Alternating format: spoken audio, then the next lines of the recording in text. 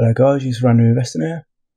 We're going to check out the portfolio, my spreadsheets and another little passive income tracker I've made today. Don't forget to like, comment, subscribe, it really does help. So obviously the ISA is looking good, everything's in the green, apart from Unilever. That's obviously because I've moved these across from the invest account. So we're 2.66% up currently. We've used 19% of the ISA. We've got one share of 3M now, 3.15 up. AbbVie 9 shares, 3% up. Cisco 14 shares, pretty much breaking even, 0.37 up. Diageo 5.5 shares, 6% up. We've got Johnson & Johnson at 5.08 shares, which is 8.5 up. We were over 10% up on that the other day, so it's dropped off a little bit. Microsoft 1 share, 7% up. Need to get more of them. PepsiCo 6 shares, 3.2% up. We have got Pfizer 4 shares, 2.6% up. New position I've added there in US Bank Corp, 1.6% up. I wanted to add a US bank, and I asked on Gen X's Discord for a few different ones to look at, and this was suggested to me, and I liked what I've seen, so I thought I'd give it a go, see how we get on with that. Seem to have good dividends, good consistent 10 years of growth since the last crash. Seem to be pretty good. Pretty solid choice, I think, hopefully. We've got Unilever 2.9% down and Visa 0.7 up. So if we switch over into the invest account, you'll obviously see all of this is going to be in the red more than likely, because this is all the stuff that's performing not as badly. Hence it's still in the invest account and not the ISA. So we're 18% down on these stocks. We've got AGNC 13.9 shares, 20% down. Altria Group 6 shares, 6.4% down. We've got 25 shares of AT&T now, which is 11% down. We've still got the quarter share of Boeing at 48% down. Not looking good, that one, is it? We've got 11.3 shares of BP, which is 27% down. We've got 10.8 shares of Coke now, which is 12.7% down. Ford, still the 10 shares, 42% down. Greggs, 9.15 shares, 12.3% down. HSBC, we have 10 shares, 27% down. The FTSE 250 iShares ETF is 28% down. We've got 50 shares of Legal & General, which is 29% down. We've got 10.2 shares of Leggett & Platt, which is 27% down-ish. We have McDonald's at 2.88 shares, which is 5% down. Hopefully that can be shifted over into the ISA soon. You never know. Hopefully as I start to open stores again, hopefully that price will jump up a little bit. We've got Prospect Capital, 11 shares, 30% down.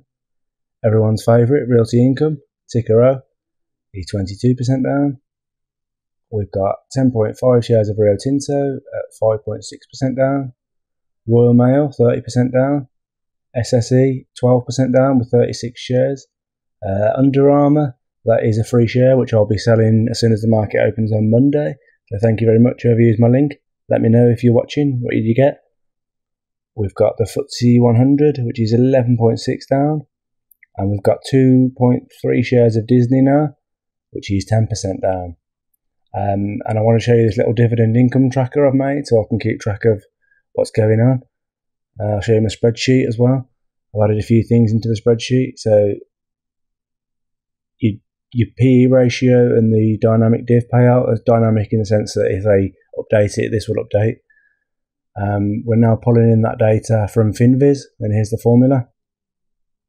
Seems to work a hell of a lot better than it did from Nasdaq.com. It works every single time without fail.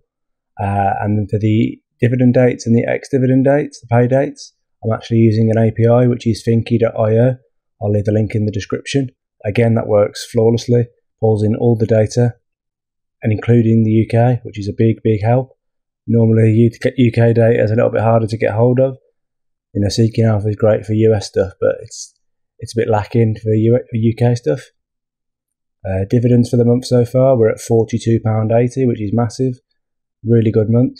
Most of that came from Rio Tinto, and we've still got Altria Group MO to come, which should be about, I think it's about £3 or so it'll take us up to about £45, probably about $60 somewhere like that.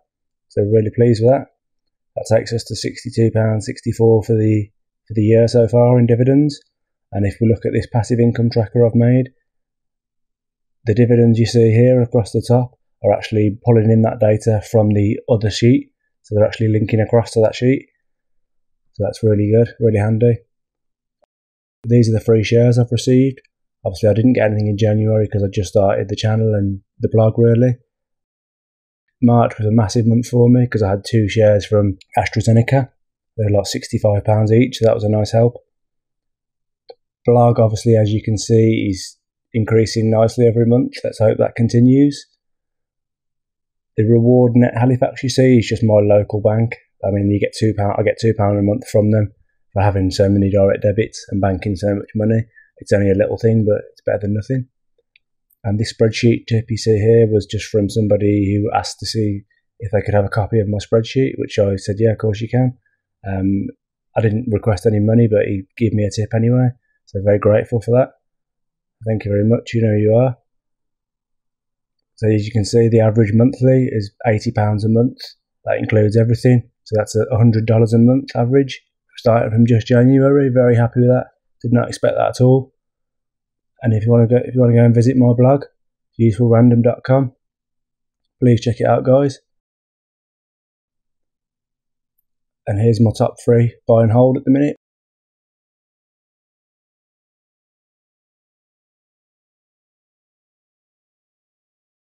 We've got Pepsi, Johnson & Johnson, and Microsoft. So yeah, go and check out the blog, guys. Subscribe to the channel. Follow me on Instagram, UsefulRandom_investing. Links below. Thanks for watching.